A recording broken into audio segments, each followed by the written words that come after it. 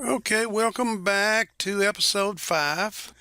In this episode, we're going to be discussing some of the explicit constraints that exist in a relational database, one of which is the candidate key.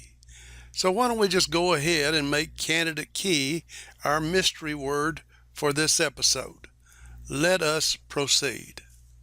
Candidate keys are a special subset of superkeys that do not have any extraneous information in them. Here are some examples.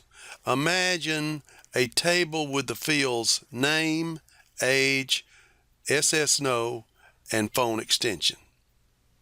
This table has many possible superkeys. 3 of these are SSNO. Now that's a superkey, SSNO. Another one would be phone extension, comma, name. Phone extension, name together would make up a superkey to identify that record.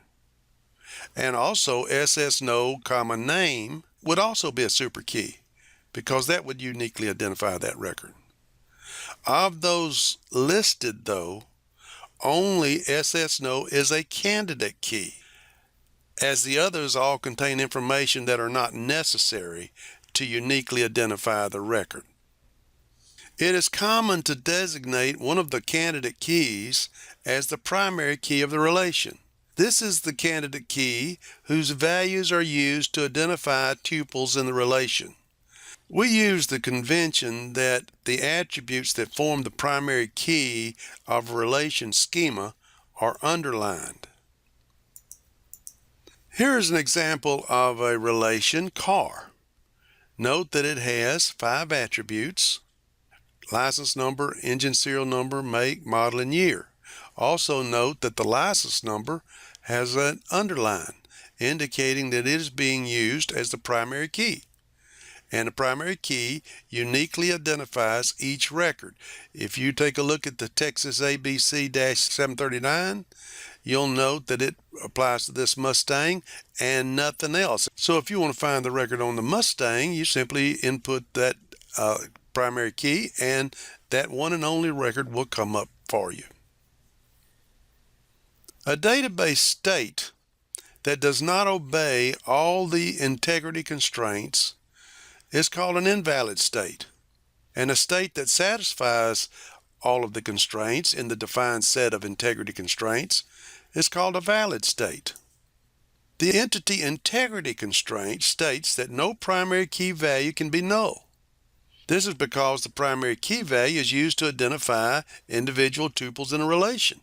Having null values for a primary key implies that we cannot identify some of the tuples. For example, if 2 or more tuples had a null for their primary key, we may not be able to distinguish them if we try to reference them from another relation.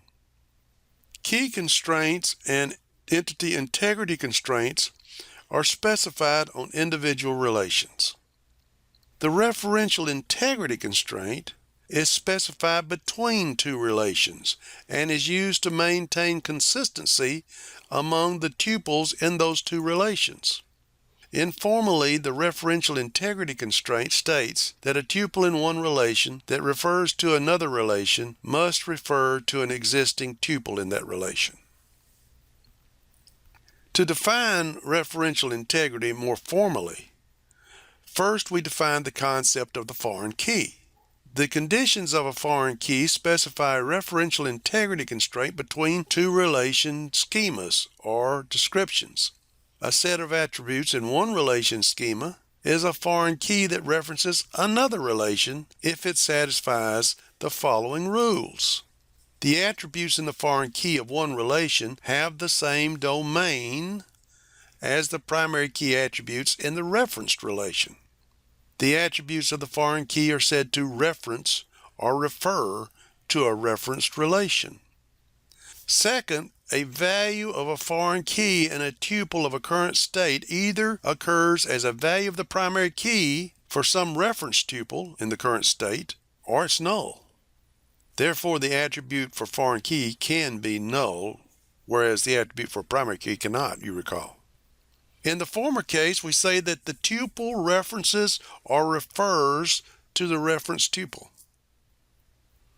If these two conditions hold, a referential integrity constraint from one relation to the other is said to hold. In a database of many relations, there are usually many referential integrity constraints. To specify these constraints, first we must have a clear understanding of the meaning or role that each attribute or set of attributes plays in the various relation schemas or designs of the database. Referential integrity constraints typically arise from relationships among entities represented by relation schemas. All integrity constraints should be specified on the relational database schema. That is, they should be defined as part of its definition if we want to enforce these constraints on the database states. Therefore, a data definition language includes provisions for specifying the various types of constraints so that the database management system can automatically enforce them. Most relational database management systems support key, entity integrity, and referential integrity constraints. These constraints are specified as part of the data definition in the data definition language. Okay, we covered quite a bit of material in this episode. Why don't we take a break now and submit our mystery word, then go to coursework and check our knowledge on the material we covered. When you're done, come on back for episode 6.